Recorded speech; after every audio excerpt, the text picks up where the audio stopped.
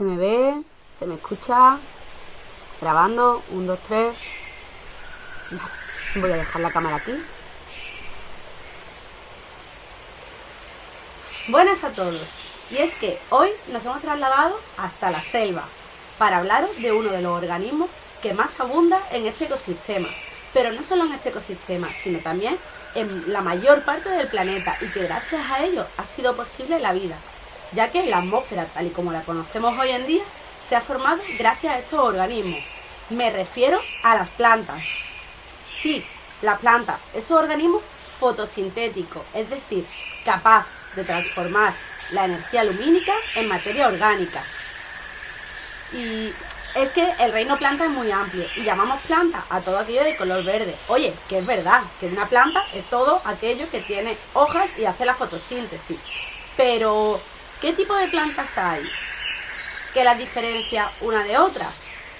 Porque hay plantas que tienen flores y plantas que no lo tienen. ¿Qué diferencia hay entre una planta tan pequeñita como un musgo y una planta tan grande como un pino? Pues eso es lo que hoy vamos a ver en este vídeo de Bioesfera.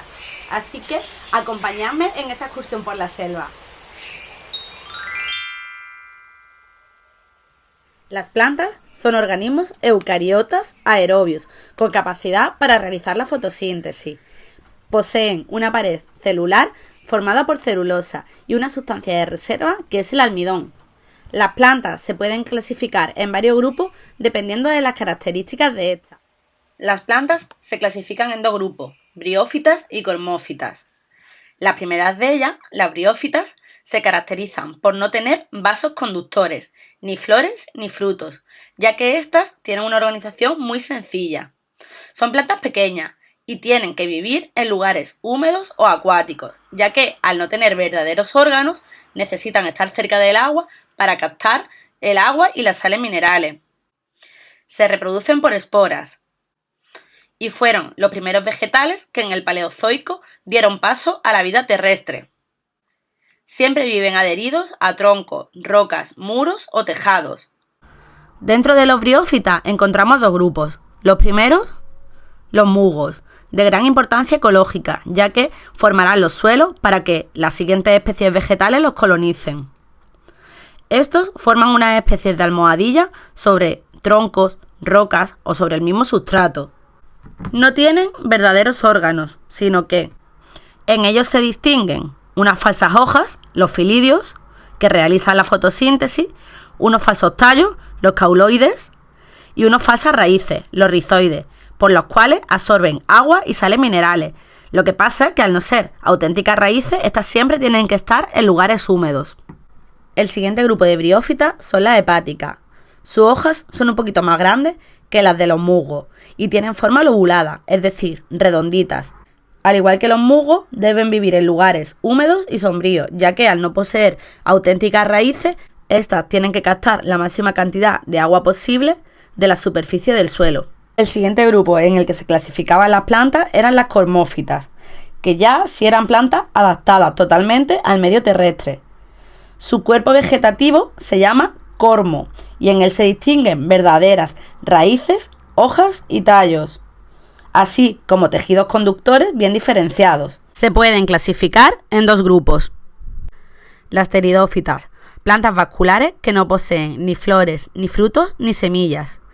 Estas se reproducen por esporas y viven en lugares húmedos y sombríos. Tuvieron su origen en el Devónico, donde formaron grandes bosques de donde proceden hoy en día los depósitos de carbón.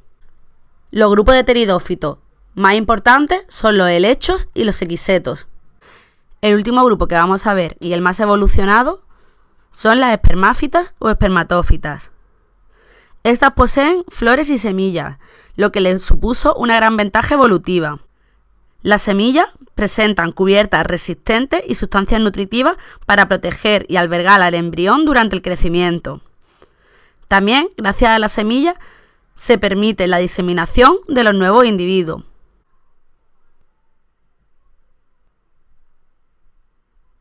Pero antes de seguir con la explicación, vamos a repasar unos conceptos previos que creo son necesarios para que entendáis bien del todo lo que explicaremos a continuación. El primer concepto que vamos a ver es el de vaso conductor, ya que sobre este versaremos mucho a lo largo de este vídeo. Los vasos conductores son para las plantas, como las venas y las arterias para nuestro cuerpo. Estos se encargan de distribuir la savia, que sería como nuestra sangre, por toda la planta. Tenemos que saber, como ya hemos visto anteriormente, que no todas las plantas poseen vasos conductores.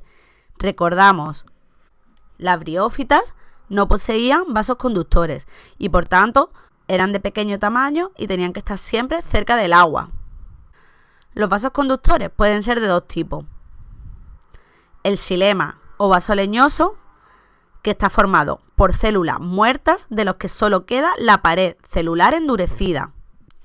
Ellos se encargan de llevar la savia bruta, es decir, el agua y los minerales disueltos, desde la raíz hasta las hojas y a otras partes verdes de la planta. Se capta el agua por la raíz y se reparte a toda la planta para realizar todos los procesos, los cuales necesitan agua. Por otro lado, el otro tipo de vaso conductor es el floema, o vaso liberiano, que también se denomina. Este está formado, por el contrario, por células vivas. Se encarga de llevar la savia elaborada. Esta ya contiene azúcares y otros nutrientes necesarios para el funcionamiento de la planta. Además, el transporte de la savia elaborada puede realizarse en ambos sentidos. Vamos a hablar del fruto, que es el órgano que tienen algunas plantas en el cual se contiene en su interior la semilla. El fruto la protege hasta su maduración y después ayuda a la dispersión de esta. Otra palabra que nos va a salir a lo largo del tema es cotiledón. Cotiledón son las primeras hojitas que aparecen cuando empieza a crecer la planta. Si hablamos de monocotiledóneas, es que solo le crece una hojita. Y si hablamos de dicotiledóneas, es que las primeras hojitas que salen son dobles, como podemos observar en las imágenes de abajo. Vamos a hablar también de los tipos de polinización, es decir, de cómo el polen llega a las diferentes flores. La polinización puede ser de dos tipos. Polinización entomógama, donde el transporte de los granos de polen lo realizan los insectos que transportan el polen pegado a su cuerpo, o anemógama, donde el transporte del grano de polen lo realiza el viento. Otro concepto que nos va a salir a lo largo del vídeo, el parénquima.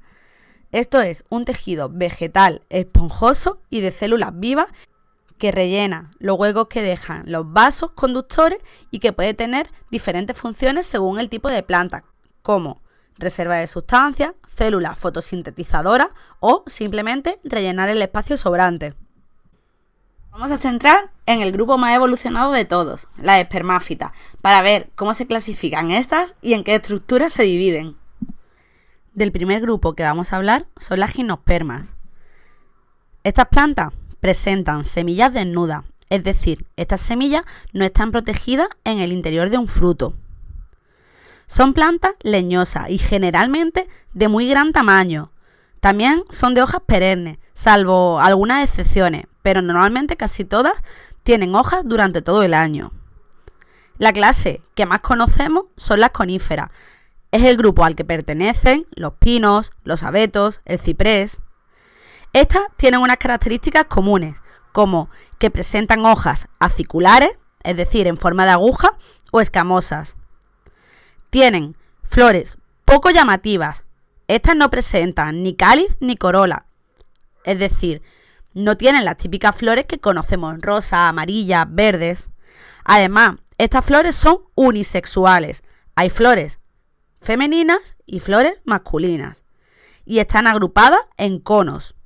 Las flores femeninas dan lugar a lo que conocemos como las piñas. El siguiente grupo, las angiospermas, son plantas de gran éxito biológico ya que poseen algunas características que les hace beneficiosas frente a las gimnospermas. Estas características son, por ejemplo, que la semilla está protegida dentro de un fruto, que la polinización es normalmente entomógama, recordamos, por animales, que la fecundación es muy rápida y muy eficaz y que la dispersión de las semillas puede ser zoocora, por animales, hidrocora, por el agua o anemocora a través del viento. Estas semillas presentan muy rápida germinación. En función al número de cotiledones que presenta la planta al empezar a crecer, se distinguen dos grupos. Las monocotiledóneas, con un solo cotiledón. Estas tienen los vasos vasculares muy dispersos por todo el tallo y normalmente las hojas tienen forma alargada. Los típicos ejemplos de estas monocotiledóneas son las gramíneas, como el trigo, las palmeras, los tulipanes, las orquídeas, los lirios. Sin embargo, aquellas que tienen dos cotiledones se llaman dicotiledóneas y sus vasos vasculares están dispuestos en forma de anillo, ahora lo veremos, y las hojas que presenta tienen una forma muy variada. Dicotiledóneas son los árboles frutales, las leguminosas y las plantas aromáticas, entre otras. Vamos a estudiarla parte por parte. El primero que vamos a ver es el órgano fotosintético, las hojas. Este órgano por lo general es aéreo y tiene forma de lámina. Su tejido principal es el parénquima clorofílico. Entre las funciones que tiene, como ya hemos dicho, es realizar la fotosíntesis, pero también a través de ella se intercambia agua con la atmósfera, evapotranspiración, y se realiza el intercambio de gases, de CO2 por oxígeno. En una hoja se pueden observar varias partes: la vaina, por la que se une la hoja al tallo, el peciolo, que sostiene la hoja, los nervios, por donde llegan los vasos conductores a todas las partes de la planta, y las dos partes de la hoja, el haz por la parte superior y el embés por la parte inferior.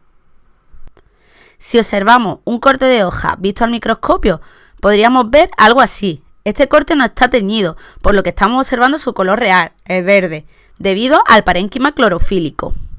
Vamos a ver esto en más detalle. En un corte transversal de la hoja podemos observar varias partes. La primera y más externa, la epidermis, tanto en el haz como en el embés. La epidermis del haz posee células fotosintéticas con capacidad de hacer la fotosíntesis y estas tienen numerosos cloroplastos.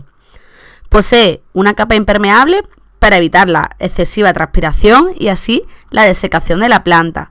También puede poseer unos pelitos llamados tricomas.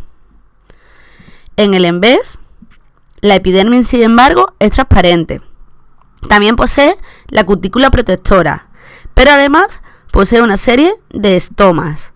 Estos son unos pequeños poros en el embés de la hoja que tienen capacidad para abrirse y cerrarse, pudiendo así regular la entrada y salida de gases o la pérdida de agua.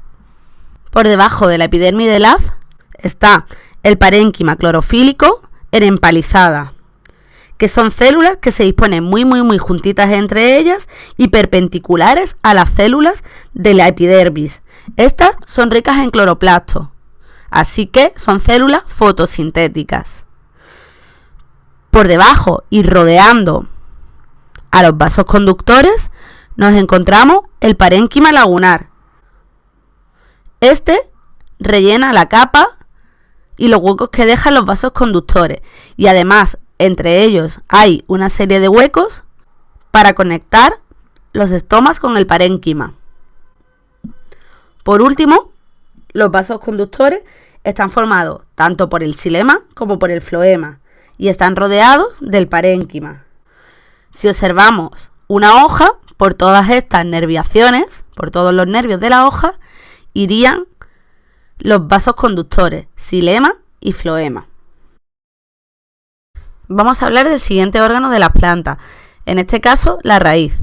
Un órgano que por lo general está bajo tierra, es decir, es subterráneo, aunque a veces nos lo podemos encontrar en la superficie por un gran crecimiento de las raíces.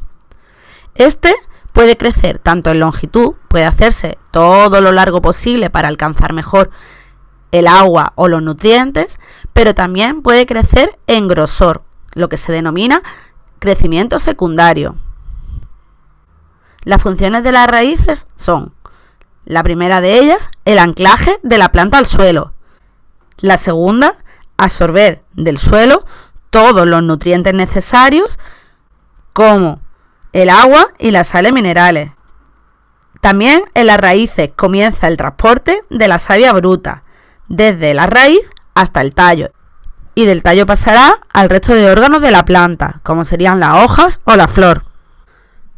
Por último, también algunas raíces tienen la capacidad de almacenar sustancias de reserva. Esto suele dar lugar a raíces engrosadas, como puede ser el caso de la zanahoria. Si observamos una raíz con más detalle, en ella podemos encontrar varias zonas. La primera de ellas, la zona de ramificación, es el lugar por donde crece la raíz. A partir de aquí, esta se empieza a ramificar en raíces secundarias. En este lugar se permite que el tallo se ancle al suelo. La siguiente zona, o zona de crecimiento, se localiza en el ápice de la raíz y está formado por un tejido meristemático, es decir, un tejido con capacidad de crecimiento y división celular que hacen que estas células se puedan dividir muy rápidamente y así que se permita el crecimiento de la raíz. Esto está protegido por una cofia o caliptra. Por otra parte, la zona pilífera es donde se encuentran los pelos radicales. Estos pelos radicales tienen capacidad de absorción de nutrientes, haciendo que aumente la superficie de absorción de la raíz. En esta imagen estamos observando la raíz vista al microscopio con una tinción artificial, por eso esos colores tan extraños. Pero vamos a observarla en más detalle para ver sus partes. Lo primero que encontramos, al igual que en la hoja, es una epidermis, una capa externa formada por tejido epidérmico y en este caso sin cutícula, sin esa cubierta de cera protectora. En la epidermis de la zona pilífera podemos ver pelos radicales que aumentan la superficie de absorción de la raíz. La siguiente capa que encontramos es el parénquima cortical, una capa gruesa de células parenquimales e incoloras. La siguiente capa es la endodermis, una capa de células muy pegaditas entre ellas y que pueden presentar un engrosamiento de lignina o suberina. Esta estructura engrosada se denomina bándula de Caspari y hace como una especie de barrera selectiva para lo que entra o no a los vasos vasculares. Es decir, es una forma de que la raíz regule lo que quiere o no quiere que entre al interior de la planta. Dentro del cilindro central podemos observar el periciclo, una capa de células a partir de las cuales se forman las raíces secundarias. Tras esto observamos el parénquima cortical, que son unas células incoloras que se encuentran entre los vasos vasculares.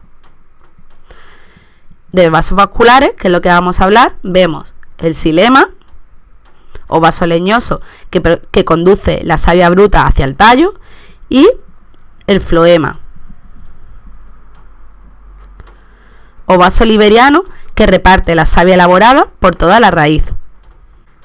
En algunos casos, como en Monocotiledóneas, podemos encontrar una médula que ocupa la zona más interna de la raíz, pero en muchas especies no existe, como esta que estamos viendo en este dibujo.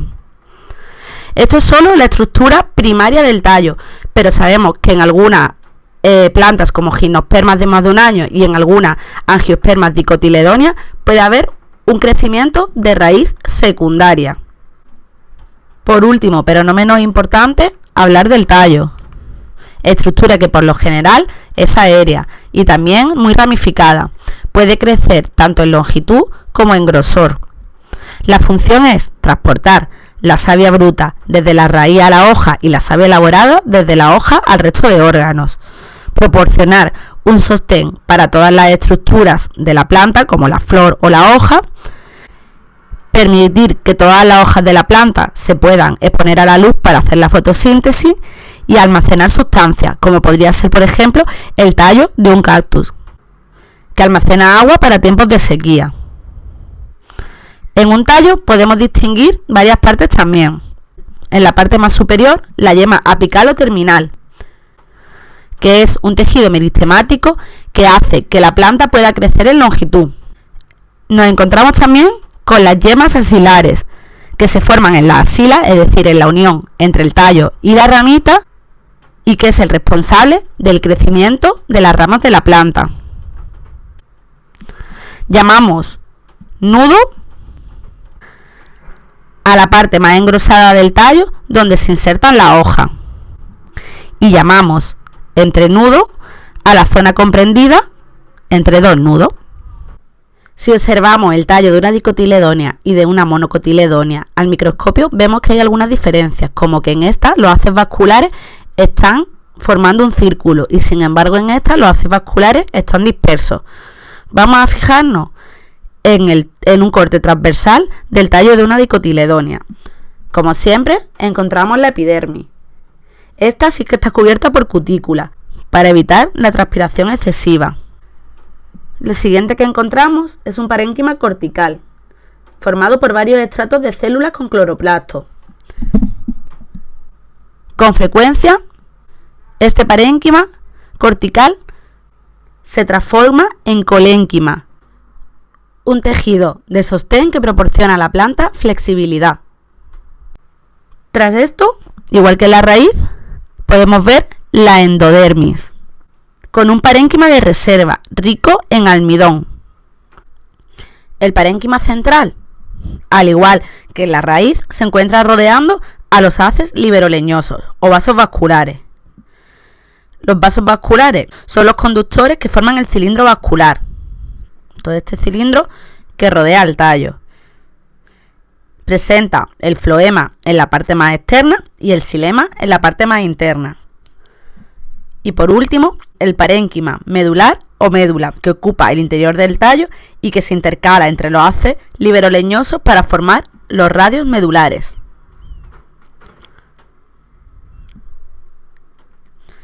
En monocotiledonia, esto es muy parecido, solo que los haces liberoleñosos no forman un cilindro central, sino que están dispersos entre la médula o el parénquima medular. Y con esto, suficiente para la introducción a las plantas. Introducción que se me ha ido un poco de las manos y al final ha sido más larga de la cuenta.